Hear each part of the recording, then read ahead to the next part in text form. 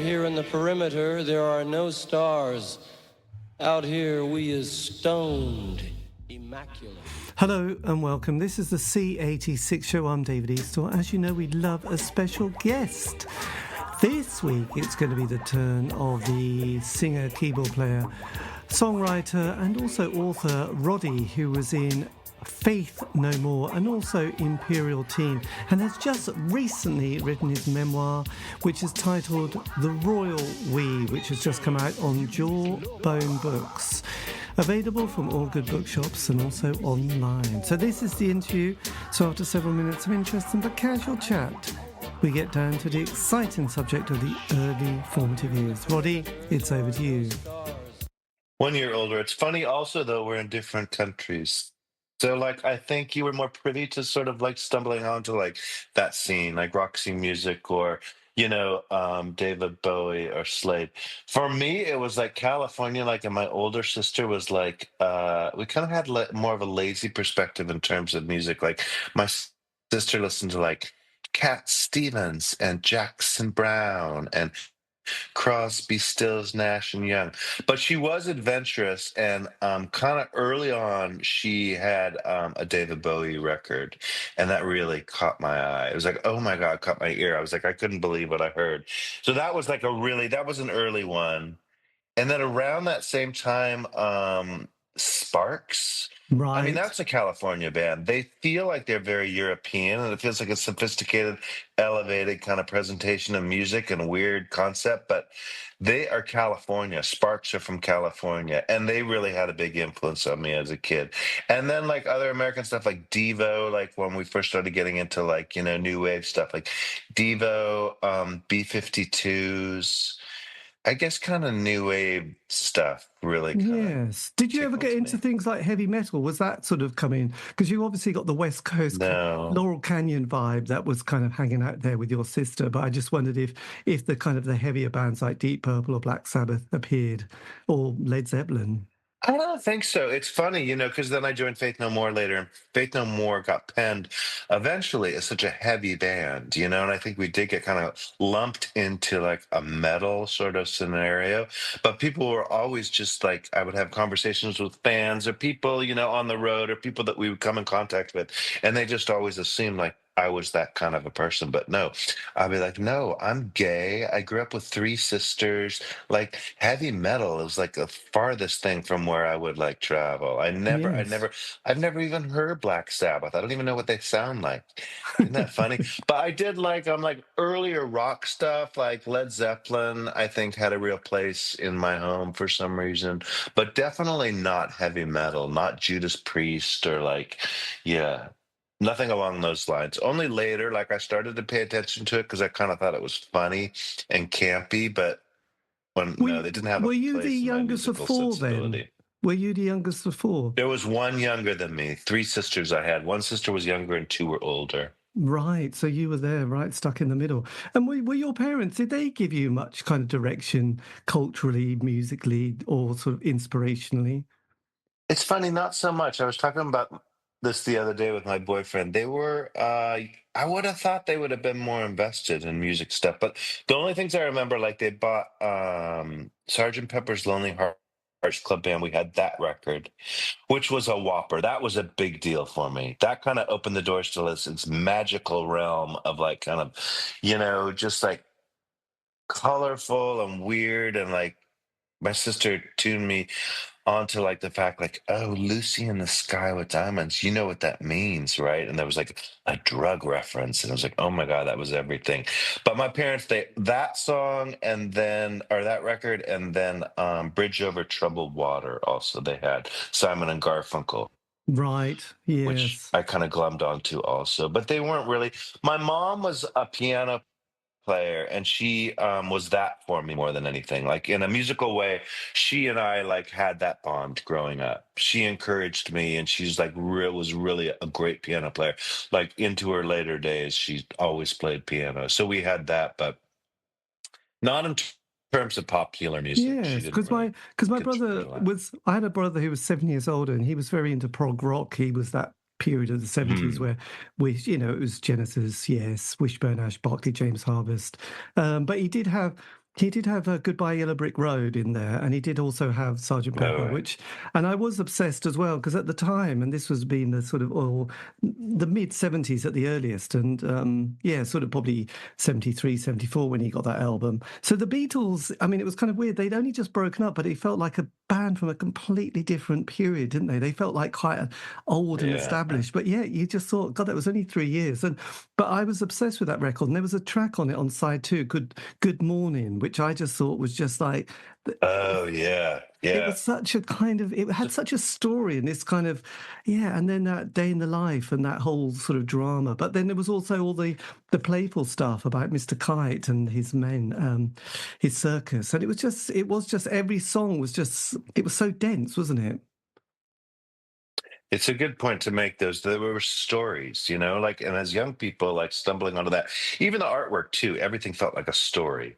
Like, what did that mean? Like those costumes and all of those people, and like Marilyn Monroe and like all of these celebrities, but them and their parade outfits. Like, what did it all mean? There were stories constantly. That's what I was kind of drawn to, I think. And the songs, yeah, like you said, they're very story-like. Yes, lovely Rita, Meter Maid. I mean, I've just Yeah. started watching the Paul McCartney film, Man on the Run, which he also had that album, Band on the Run, as well, alongside Is Peter it a Frampton. documentary? Yes, I've just sort of signed up to Uh, Netflix for a month to sort of get through all my latest music documentaries that have just been sort of sitting there. And I thought, yes, I can sort of binge on all that at the moment. Have you seen it? yeah. Is it good? No, No, I haven't seen it. you haven't I haven't seen it. seen it. No, Mm-mm. it's got to be done. So, were you then a piano player in your younger days, in your formative teen period? Was classical piano your thing? Classical was. I started just like fooling around on the piano as a young boy, and yeah, my mother just kind of steered me into that. I think she steered everyone in our family into it, but I was the only one that it stuck with. The Yes. sisters wouldn't have it. They weren't involved. They weren't invested. They had no interest in it. But that's what I always tell people when they say like, how did you stick with it and make it something that was in your life? Always say, like, I think, like, just based on the ratio of me and my sisters, it feels like 1 in 4. We'll maybe explore that and stick with it. Yes. Did you I enjoy was I did was you the one, enjoy yeah. doing classical piano? Was that Yeah, I something? loved it. It really wasn't something like personally that I would have imagined that I would have gotten into, but I really was diligent with it. Like as a young person, I would get up like really early in the morning before school and I would practice for an hour and do my sort of scales and churning and classical stuff. And then I'd come home from school and I'd do an hour after school.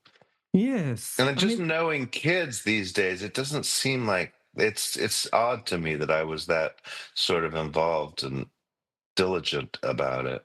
well, we had a lot more boredom in our younger days. There wasn't so many gadgets and sort of attention span. You had to, for me, your parents would just go, well, you'll have to just go and play and make something up. We haven't got time to, so you just go and do things with your friends or on your own.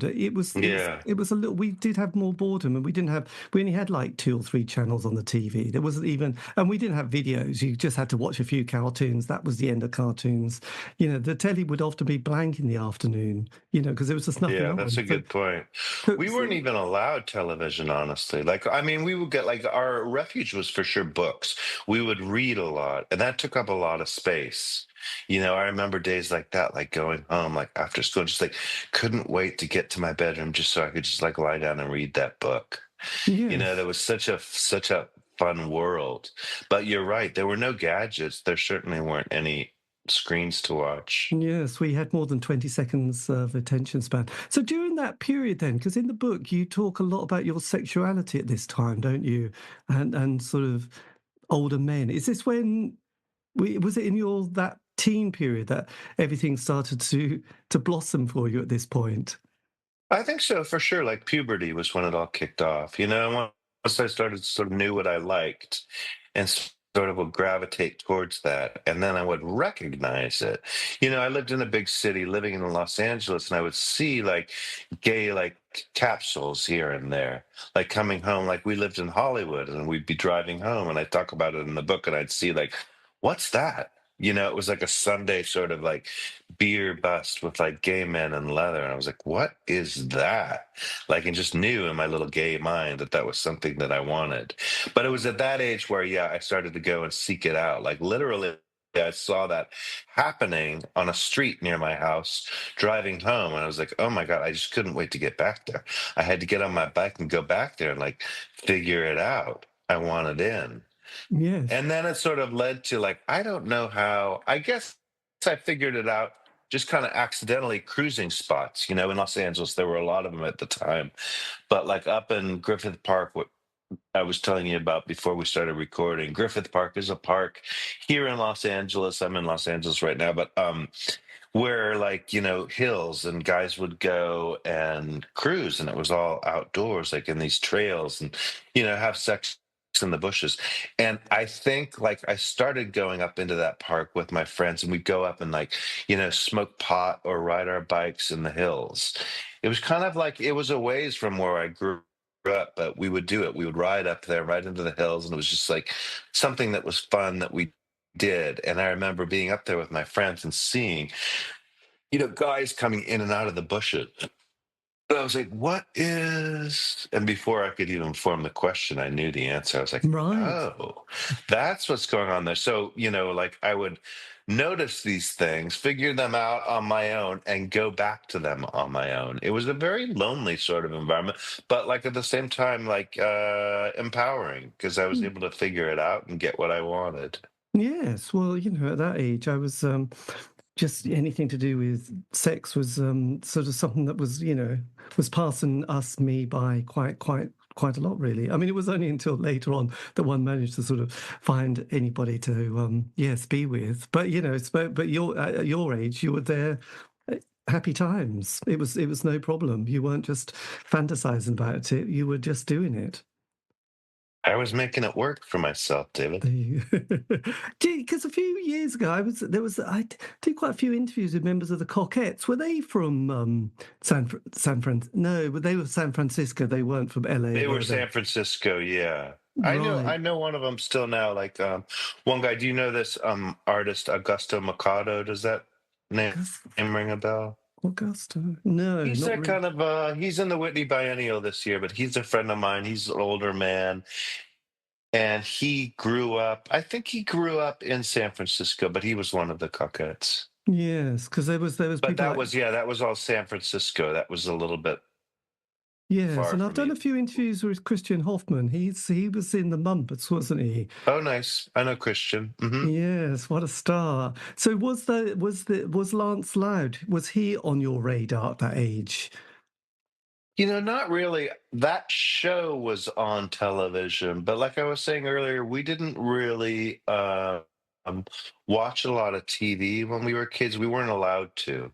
But that show that he was on, for the listeners who don't know who Lance Loud is, he was a young person in kind of the very first sort of reality TV presentation. It was called An American Life. Is that what it's called? I think so, yes. But it's about like a family, or an American Family, I think is what it was called. It was about a family in Santa Barbara, and it was just like a mundane sort of like pedestrian family. And the exercise was a filmmaker going in and recording everything within the family. There was a daughter and a son and a mom and a dad. And it kind of flipped when the boy, Lance, the kid in the family, came out as gay. He was really young. And the family dealing with that, and us watching it as Americans, presentationally watching that show and seeing how the family dealt with a gay boy was just kind of like turned everything around. And he became, really famous as a result. I think like Andy Warhol reached out, and he was like, he became sort of a celebrity unto himself, just due to the fact that he was one of the first sort of like queer sort of pioneers that like had to declare himself gay in public. Yes, But well, I didn't know him at the time, and I didn't know the show at the time. But then later on, I knew who he was, and I knew he was in a band with Christian, I think, the Christian Mumps. Hoffman. Classic. Or they were, yeah. Was he in the Mumps? Yes, he was the Lance singer. Loud? Yeah. Yeah, he was. Yeah, yeah. So So I kind of knew who he was through Christian. Christian was friends with my sister.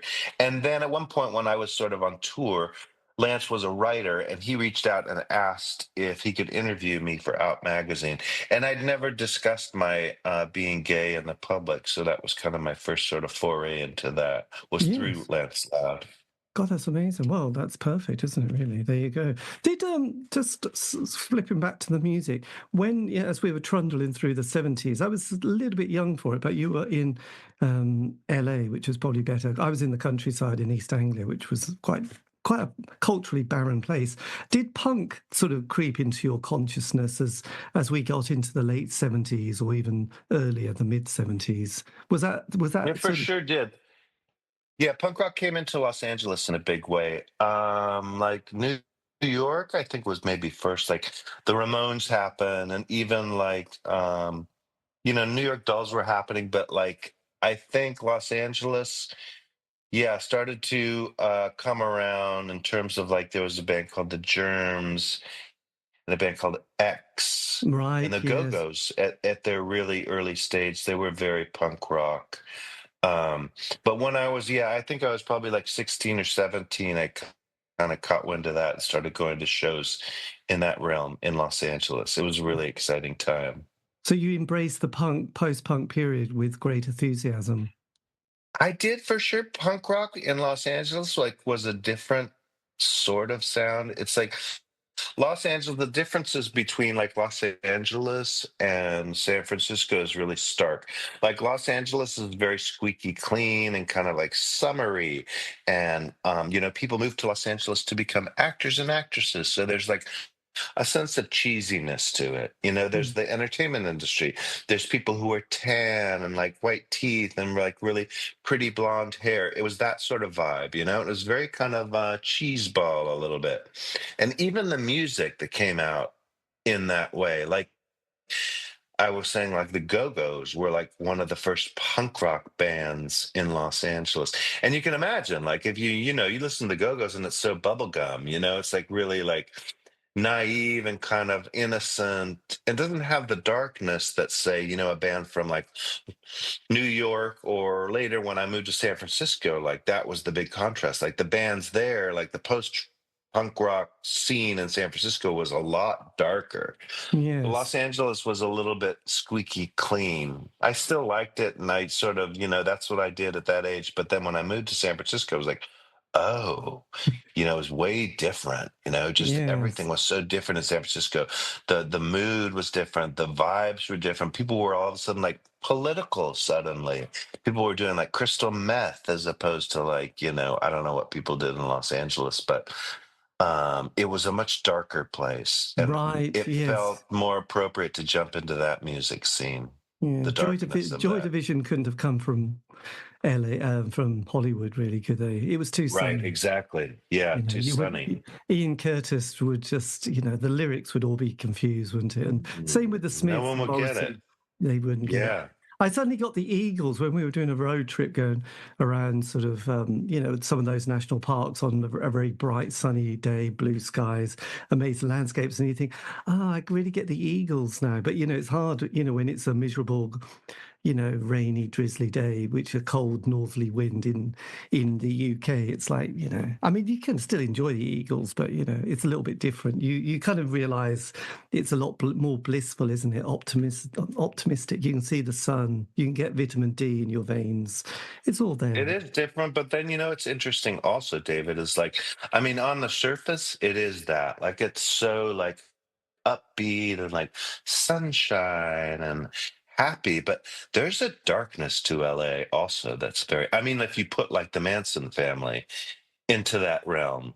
It's Yes. sort of like that sums it up. Like amongst that, amongst the sort of dippy hippies and like sort of like the oblivious sort of like good looks and tans and prettiness, there's kind of a darkness, and like there's a lot of heroin and a lot of like, really subversive thought. And, in a nutshell, yeah, the Manson family. And Yes. it's almost more sort of like kind of like disturbing because it's coming from that bright, sunny place, and you don't expect it. Like even coming back now, like I'm in Los Angeles right now and I forget, and we'll like situations will present themselves and then they'll kind of turn. It's like, oh, it seems like it's so innocent and cheerful. And then it's like, oh, it's kind of dark and fucked up. Yes, it's all a bit like a David Lynch film, isn't it, really? Underneath Kind of, yeah. the It s- flips. The script of it flips really quickly. And all of a sudden you're like, oh, it's not what it seems. Catches you yes. by surprise. So then, sort of, as you get to 16, do you leave school? Because at our age, you can leave school, you go to A levels. What happens when you get to that ripe old age, 16, 17? And it's also the 1980 at this point where we get a new decade. We had Thatcher, you had Reagan. Suddenly things started to sort of change from dear old Jimmy Carter to Ronald with his big promises and big dreams, really. Absolutely. It turned into that like at the age of 17, like I graduated from high school and then I just moved to San Francisco. And then everything did change. And the Reagan sort of administration was part of that. Absolutely. Because suddenly kids were political in a way that they hadn't been before. And that changed everything. And also just being in San Francisco changed everything. Yes. When did you sort of step up from sort of the classical piano to sort of wanting to be in a rock band? Was that a definite moment? I think it was when I started doing drugs, honestly. I could sort of see that window when I started doing drugs. I was like, oh, yeah, music isn't just this. Music is this. I mean, I was aware of the fact that, like, music and rock, but it never seemed to me, it always felt like the more obvious take was like an electric guitar or a drums. It never dawned on me, like, oh, keyboards can find their place in here, into this world. And when I moved to San Francisco and just moved in with a bunch of people, a bunch of artists, and we were all living together, it became an option that I hadn't realized was there. Like playing an electric keyboard and plugging it in and getting loud and making noise all of a sudden was an option that I hadn't seen before. Yes, because I know John Peel, who was our, go-to DJ in the UK. He often had an issue with his bands with a keyboard player. He didn't trust Did them. he? Yeah, Yeah. I mean, I'm the same way. I felt that myself. I was like, no, that doesn't really I work. think it brought Um, memories of Emerson, Lake and Palmer and Rick Wakeman and Yes, and it was a yeah, little yeah, yeah, people. yeah. You could start with quite good intentions and ended up as sort of prog rock, really, can't you? Quite easily and sort of Yeah, like your brother's vibe. yes, my brother's vibe. So yes, the keyboard. How did the with the beginning of the band? Because you say in the book, chapter 9, you sort of play your first gig at this famous place. Mabue Gardens in North Beach, Yeah. isn't it? I think the first show I played was a place called The Sound of Music. Isn't that a great club name? That is quite lovely, actually. It was Um, such a dive and crazy, just like sex workers and drug addicts. But yeah, we started just playing like clubs. I somehow just got started playing with my friends and we just started that band and started from there, just playing different shows and exploring. yes, because in the book you mentioned some of our bands like Crass, don't you? At this stage, the graphic was there a band called The Trial that you mentioned in the book, and who made flyers and Yeah. fanzines loosely based on Crass. So was that kind of English anarcho punk anarchist scene sort of slipping into your sort of consciousness and life as well? I think so. Like I was saying, like politics suddenly came up. And that was something that America doesn't really do as prevalently, I think, as the UK does. And when I moved to San Francisco, like obviously there's that history of hippies who are political, that comes from a political movement, bucking against the system.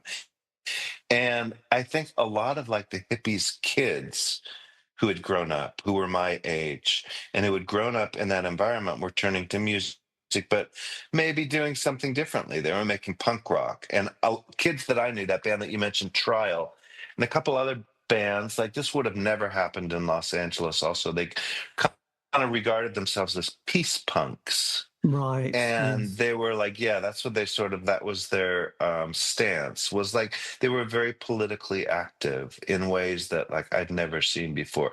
And we were kind of part of that scene But I think more, we weren't so political, but we were definitely antagonistic and provocative in our stance. And we recognized music at the time as something more than just, like sounds or noises or songs. We like kind of were pushing for a movement, if you will. Right. You were driven. Yes, because in that period, that early 80s, politically things, we had the Falkland War crisis, and then we had the miners' strike. There was this massive sort of anti-union, anti-left sort of thing. Then there was Greenham Common.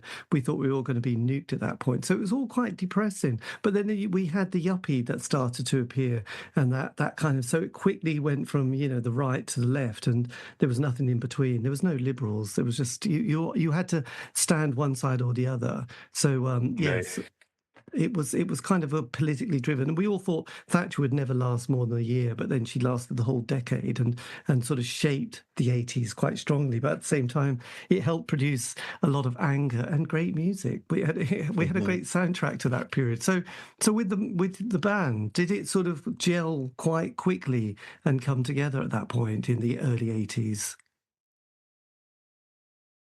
I don't know. Gelling is kind of a tricky one. I mean, we definitely, I think I would say we prickled more than anything. We were kind of like, I think it was our stance to create something that was different. We didn't want to be anything similar to anything that was going on. And we knew the only way in which to sort of cause a splash was to be provocative and different. So I would say, yeah, in a way it gelled, but in a sort of like a subversive way. We were very intent on creating something that was weird and like would maybe hurt people's ears, so to speak. And we approached things really unconventionally. Like when we started the band, we would only play different songs every time we played, and we would play with a different singer every time we played. And it was very unconventional and weird and kind of like very art school, I guess. And I guess it took a long time for us to reach a place that was sort of more sellable or something, or Right. likable. Like we had, for sure, we had a whole community of people who liked what we were doing, and we were really into what we were doing, but we didn't get to a place where we were actually creating songs with melodies. That took a while. That took a long time to Yes, get there. and so when Courtney Love came into your radar or into your sort of community, how did that sort of had she been to Liverpool? Because she had this kind of did she have a summer in Liverpool staying with Julian Cope, or was that before or after your Yeah, time? it was before. She had been to Liverpool before.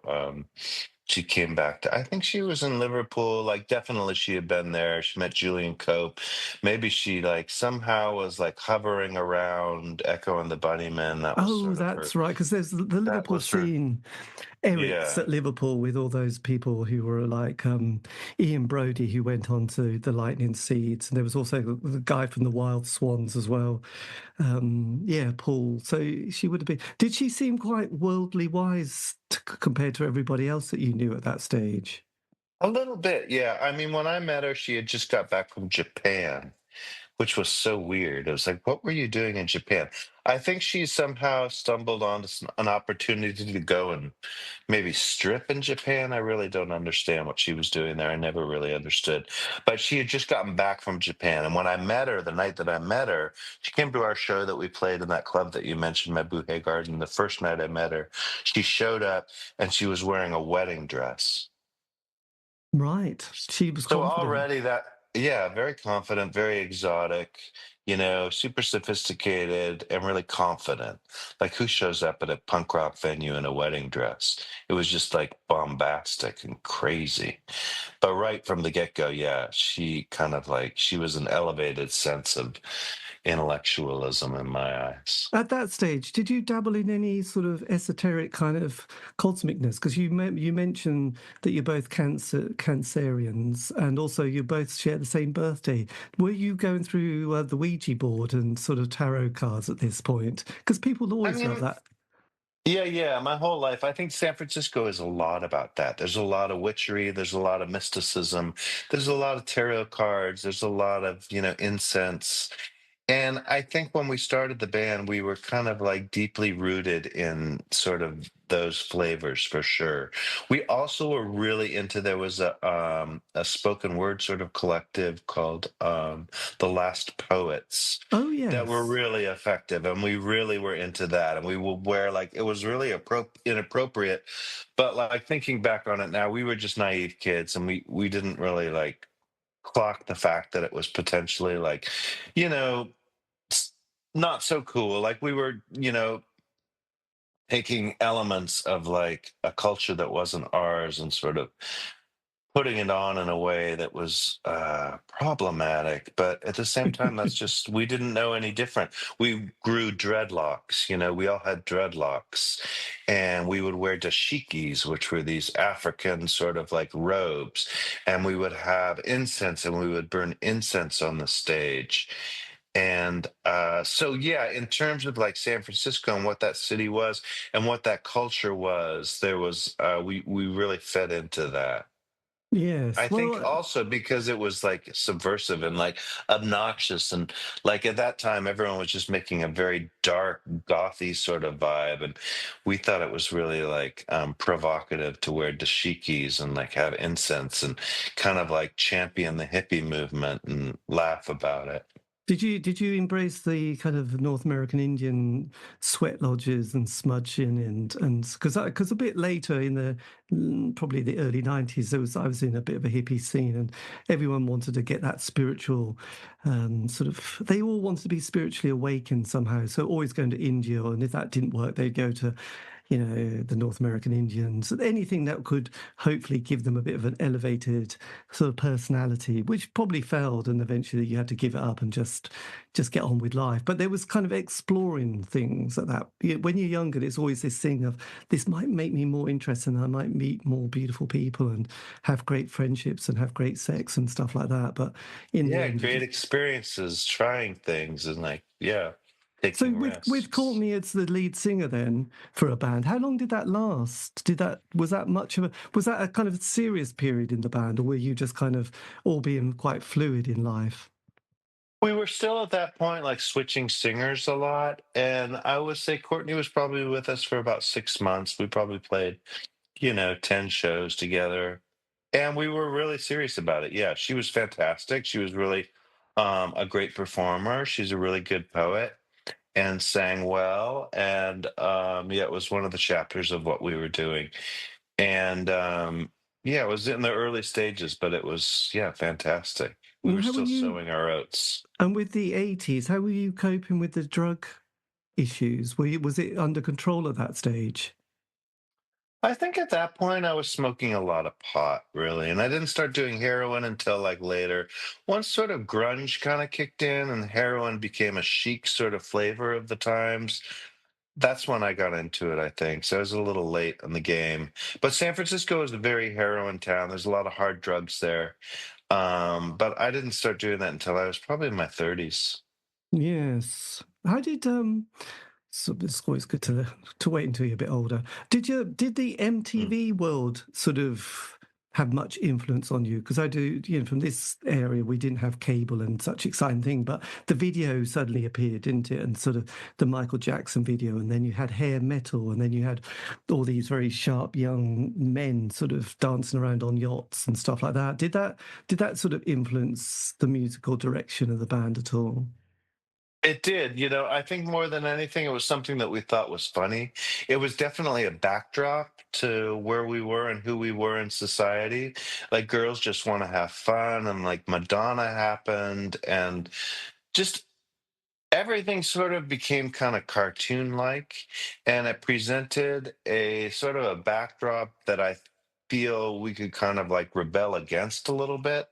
But at the same time, we knew what was wrong about it and what was offensive about it, and we would embrace it and throw it back in people's faces. Like we would cover like funny songs, like a Van Halen song, just to fuck with people.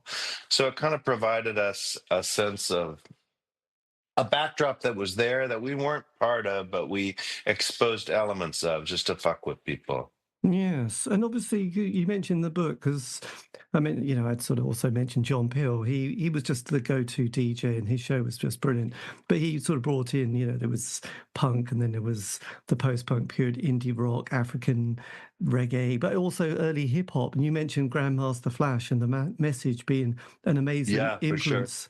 Did that was the hip hop world? Did that take you by surprise, or did you just embrace it all? I think when that happened, it was really like, yeah, it was very surprising. Like, when hip hop first happened, that was the first time I ever heard it, I think, was like Grandmaster Flash and kind of heard like rapping. And yeah, it was so different. And then coupled with that, a sense of sort of electronic stuff. Um, yeah, it really turned the world around. Yes. So you mentioned that was the moment you wrote the song "We Care a Lot." Do Yeah, you for remember? sure. Did that come in a moment's flash then to you? I think it did. At the same time, there was I think Live Aid had just been on television, and there was a collective sort of via MTV. There was a sense of politicism and charity that was sort of like Bob Geldof. When that started, and like people like high celebrities were sort of getting on board and had a cause that hadn't really happened in our world so much. I mean, it was out there, but like with the sort of help of MTV, like suddenly it was really out there. Like Live Aid happened in London, and it was like this thing that we were all aware of just because of MTV. And there was a sincerity there in terms of, like saving the planet. But at the same time, it felt a little ridiculous and a little sort of kind of not propaganda, but it felt like we kind of doubted the sincerity of people who were involved. But at the same time, we felt it really hard. I felt sort of a sense of responsibility to the planet and to like us as a people. And it kind of comes off, I'm aware that how cheekily it comes off, the phrase "we care a lot." But I think at the time we were ultimately very sincere about that sentiment. Yes. Well, it was the anthem, wasn't it? That must have was that a bit of a wow? We've just hit gold quite early on our debut album. How did the band cope with that suddenly big airplay and sort of big attention? It wasn't that big of an I mean, it might seem in retrospect like it was a big deal, but it really wasn't. It was sort of I mean, it was a mild college kind of hit, and we got a couple we were booking a tour around that time, and we were able to book a show in New York City based around that Right. song, which was kind of cool. But it definitely wasn't like we didn't make any money or we didn't reach any sort of fame success with that. But Yes. it was a taste of like, oh wow. To me more than anything, there was a cheekiness to the lyric, and I wrote those lyrics, and I was aware of the fact that like we were bringing a sense of humor into what we were doing. And not to say that we were a jokey band, but I mean, it was interesting to see like what a slogan like that would accomplish. Yes, and it was, yeah. Did it become a bigger hit later on then? Because it just seemed to be around an awful long time. It was around a long time because we put it out on one record, and then we got another record deal, and the record company that we signed with kind of like asked us to do it again because it kind of the first time we put it out was like on a really small label, and not that many people had heard it. So it was kind of cheesy, but what we did was we released it twice. We recorded it Right. twice. Yes. And what was it like as the 80s progressed and sort of doing the follow-up album, Introduce Yourself? What was the sort of the vibe like of the band at that point?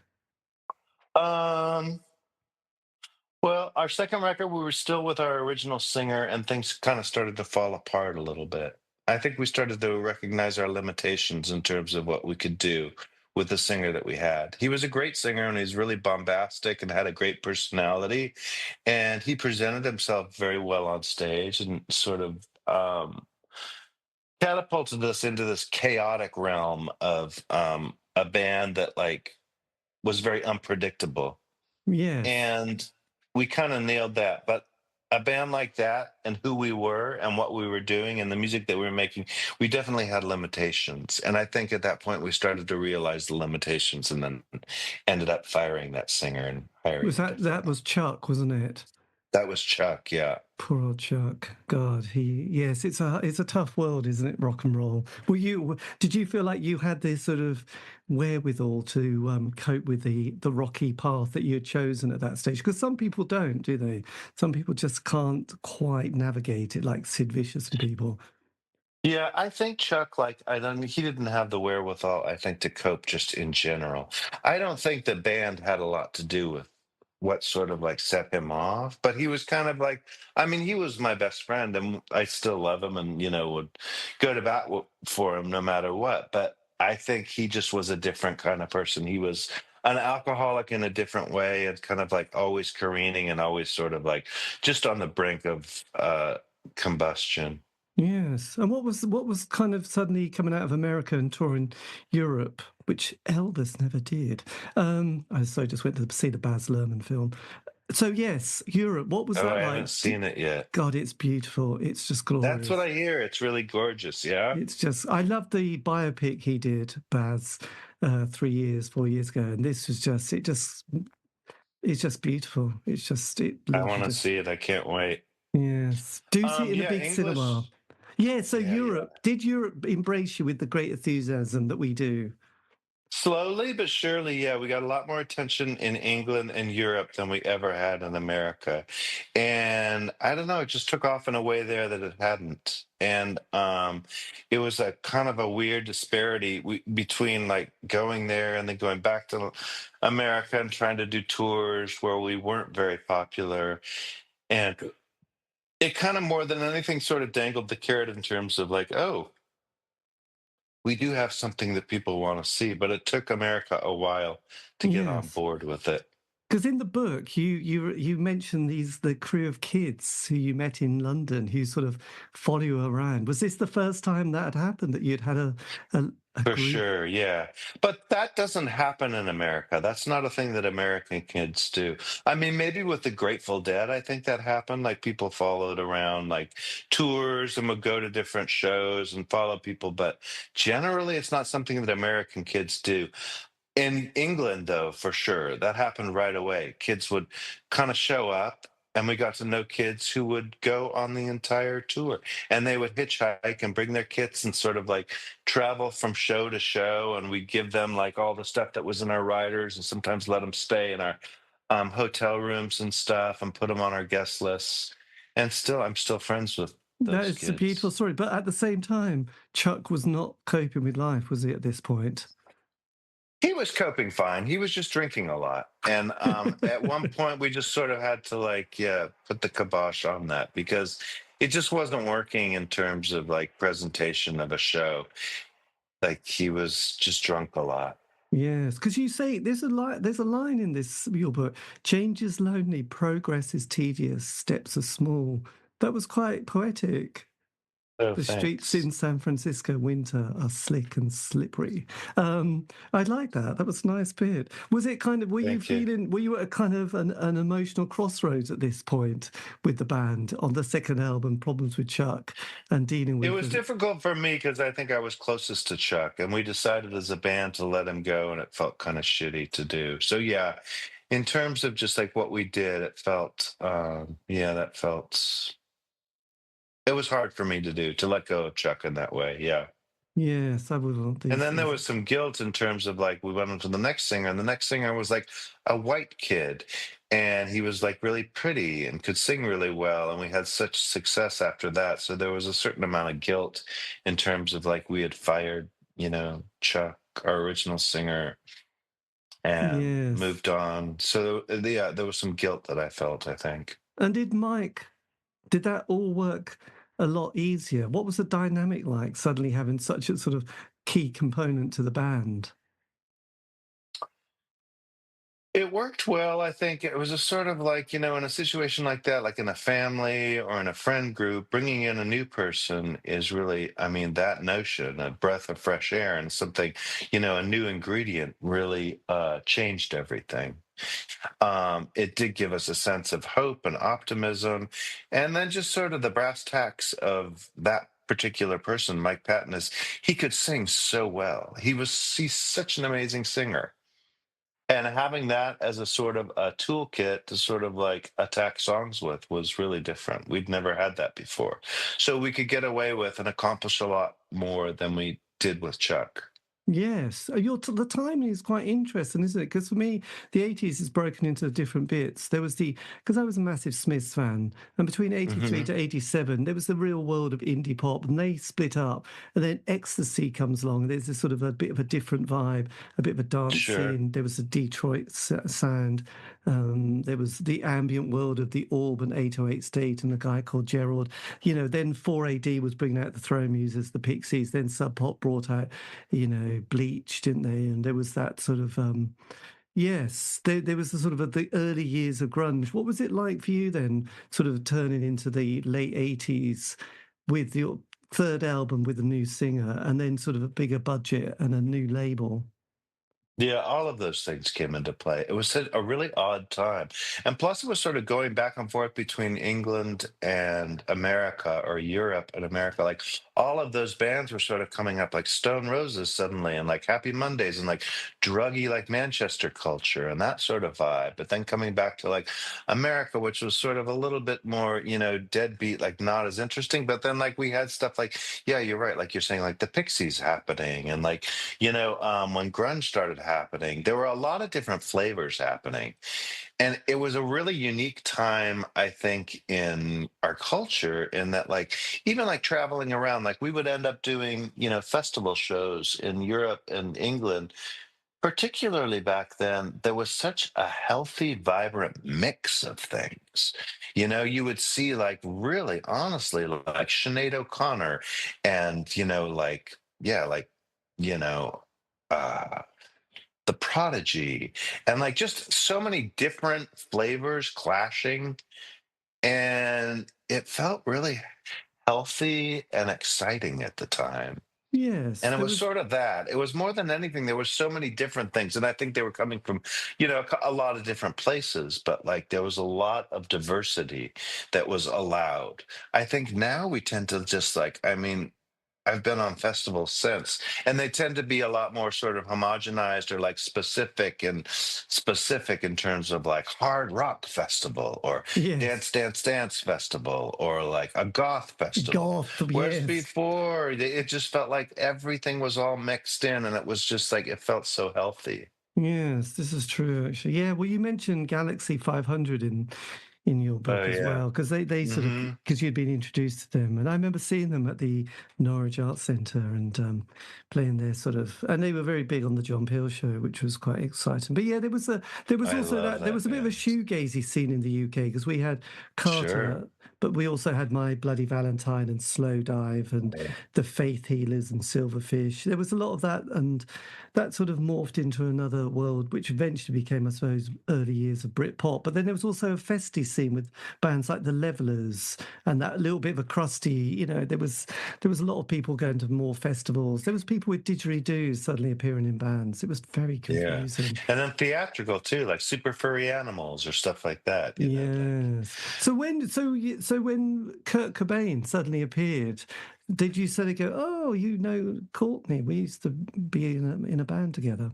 Did what was it like no, meeting? I was still friends with Courtney. We were still really tight. And like, I saw her all the time. And I knew that she was going to I knew when they had started seeing each other. And I met Kurt specifically through Courtney. Yeah. Yes. And did It wasn't you like I saw him somewhere and like that, oh, well, Courtney. Like I'd met him through Courtney. right? How was your drug taking in the late 80s? Was that under control or was it getting a bit? It was getting very sort of like I was a drug addict by that time. By the time of grunge, I think I was doing heroin on a regular basis and having a problem with it. Yes, God. Were you kind of aware that was a bad move as Lemmy? Because Lemmy used to say a few things. He said he hated heroin, didn't he? because I don't know anything about Lemmy. He didn't he like heroin. I know he was like a meth person, maybe. Yeah. speed. You're right. That is myth. Yeah, because he had a very quite a early age. His girlfriend died in the tub of heroin, and he just hated it. Ooh. And I think that was the love of his life. But he was very young and traumatized by the experience. So, yeah, there you go. So when you released The Real Thing, was there a good feeling in the band at this stage? I think it was very optimistic. You know, that was our first foray into like a new sort of like sense of making music with a different singer. So yeah, it was definitely there was hope and optimism, and like we were like I was saying before, we were able to make these songs that we could suddenly achieve in a different way that felt more proficient and more believable and kind of more commercial. So it was like we put out that record and it took a really long time for it to sort of take off, but when we did, it was like, yeah, it was a new beginning for sure. Yes, that was quite interesting because you at that point you'd even been on Top of the Pops and met Radiohead, which was very exciting, wasn't it? For sure, right. Yes. Yes. Were you sort of being pushed into that world like we've got a scene and you could be part of it, like the grunge, that kind of the boys from America. You could sort of be marketed in a certain way.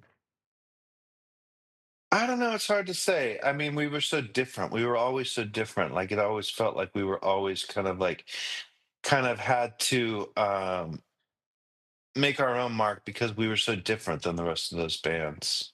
Yes, because you then mention this tour with Guns N' Roses and Metallica, which sounds quite. Was it good? Was it bad? It sounds quite hard work. It was hard work, but it really wasn't. I mean, we weren't really wanted on that tour. Like, it was nice that when it was flattering that these bands wanted us to tour with them, but at the same time, like, nothing ever came of it that was any good. Like, people were not really into what we were doing. The audience that went to go see Metallica and Guns N' Roses, they did not have anything to do with Faith No More. We were like not interesting to them. Right, God. Was it and what was it like being on such a sort of tour with such must have been a massive budget with such a lot of drama? Because you mentioned, oh yes, that's it. You mentioned Axel and his kind of often pulling shows and his ability to want lots of different spiritual healers or spiritual guides to sort of cleanse the stage and cleanse the aura. Yeah, it was a much different sort of like it was definitely a much different camp. There was a lot of money involved. I mean, those two bands were like the biggest bands. A tour like that had never happened before, so it was a real new beginning and a sort of a window into like a sense of indulgence and a sense of like success that we'd never seen before. Yes, but then at that stage, because a little bit later you buy a house. So are you feeling more financially flush at this point? Not so much. I mean, it takes a long time to sort of like come to terms with like, oh, I'm doing okay. But at that point, I think we were on tour for so long and we were working so hard. It didn't really dawn on us until later that we were even good in terms of like making money and stuff, you know?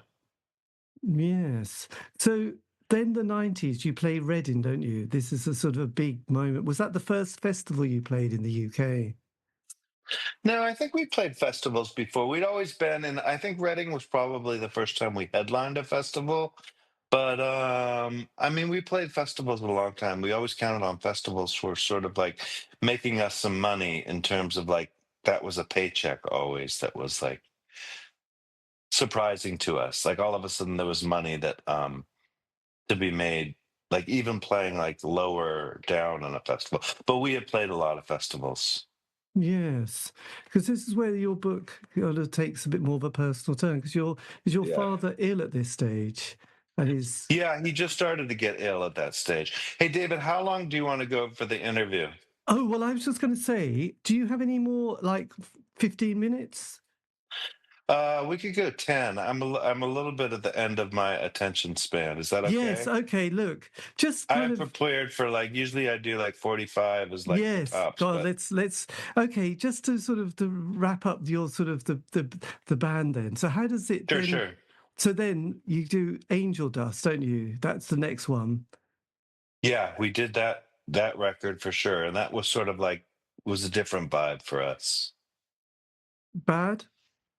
Not bad. I think with the success of the real thing, we kind of realized that we needed to go in a different direction and we needed to challenge ourselves.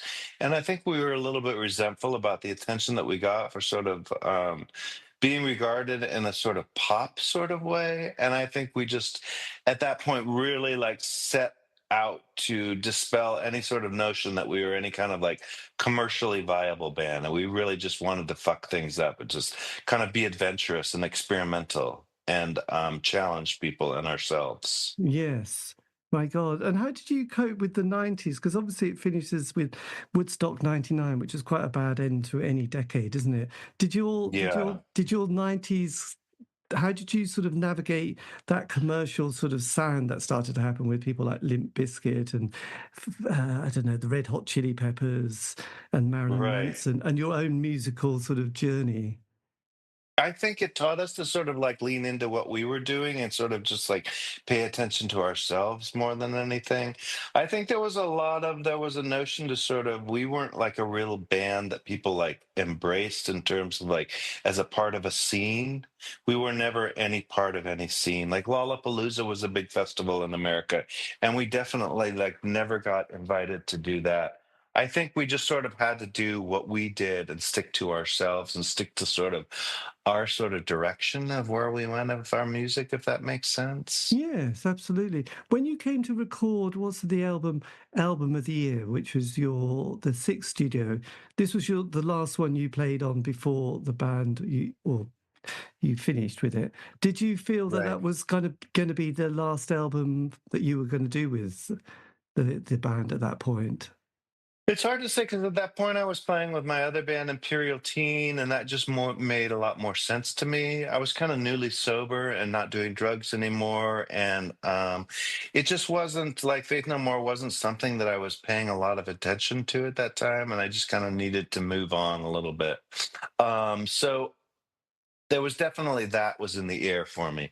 I knew that I wanted to do my other band more than I wanted to do Faith No More. So, Right. So that was Imperial Team, which was quite, hmm yes, well, that's an interesting. So just on the book, because it's obviously you wrote this book and it's just come out. I mean, the last couple of chapters are so emotional with how you dealing with your father and his jumper. Did the pro? When did you decide to write this your memoir at this point?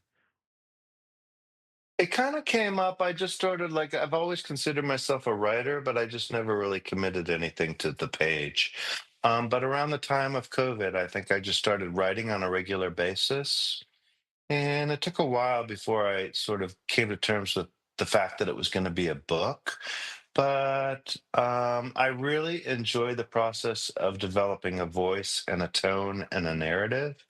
And that was really important to me. For whatever reason, in the course of COVID, it was just a time for sort of like stretching and finding yourself, or it was for me anyway. And writing the book kind of helped me do that, I think. Yes. Did it help you process much of your life with your teen period, your family, your sisters? Because it's an amazing thing to enter the world of rock and roll. Most people want to enter it and don't, but when you do, nothing prepares you for that journey and the sort of the chaotic experience it gives you. Yeah, I mean, cataloging it and writing it all down and seeing your life in a narrative, sort of linear way, that was really rewarding for whatever reason. I was able to sort of see connections in my life and see a sense of a cause and effect, or like places that I went, or coincidences that even happened, or sort of kind of like mystical sort of things or connections that I hadn't seen before. There's a real reward, I think, to writing, for me anyway. Yes, I know. It's kind of beautiful. So the last chapter, 38, where you have the fog in the village grew denser and thicker till no one could see a thing. So with this, it's kind of a lot to do with your kind of your dad's jumper, isn't it? And the handle of a door. Could you just Mhm. explain a little bit more about that particular last chapter? I think I'm dealing with in terms of just like the nostalgia of a city that was, and as it dissipates and as it becomes less of a place and loses its magic, sort of like my mind started to go to like tangible things like my father's sweater and like the handle of a door and like just really specific like physical things. um I don't know, for some reason it makes sense to me, but it's a hard thing to even like put my head around or talk sense out of. I just know like the feeling was like it was sort of not a changing of a guard so much as a new stance in my life and a sort of a new direction and a sort of a realization and a moving on, I guess. I don't know, it's a really intense thing when your parents die, it's just like all of a sudden having that sort of like loneliness and that gone in your life kind of, for me, it changed everything. And I was trying to sort of get to the heart of that. Also, I mean, there was a lot of loss that happened at once for me. It was a loss of youth, it was a loss of my parents, it was a loss of friends, and a loss of innocence, I think, in a way. Yes, I always remember Robert Plant used that phrase when John Bonham had died and the band broke. He said, I couldn't. Yeah, the loss of innocence. It was over. You just can't Hmm. be that person that you were when something drastic happens, and then you. But did you find the writing a really important process to sort of deal with a lot of your feelings and try and make some sort of sense by writing? I did for sure. Like I recognize it now, but at the time, are my earphones still working? I think they Yes, they're just still died. there. Okay. Um, at the time, I didn't realize it, but after everything was said and done, and the book was finished, then I kind of realized, like, oh, looking back on it and looking what I had done, I realized, like, oh, yeah, this has changed everything. Amazing. Well, look, I won't sort of keep dragging you through, but yeah, look, thank you ever so much for this time. And yeah, Yeah, so you're when welcome. Thank you for talking, David. and that was me in conversation with Roddy, talking about his new book, which is titled The Royal Weave Jawbone Press Books. This has been the C86 show. David Eastaugh. Have a great week. Stay safe.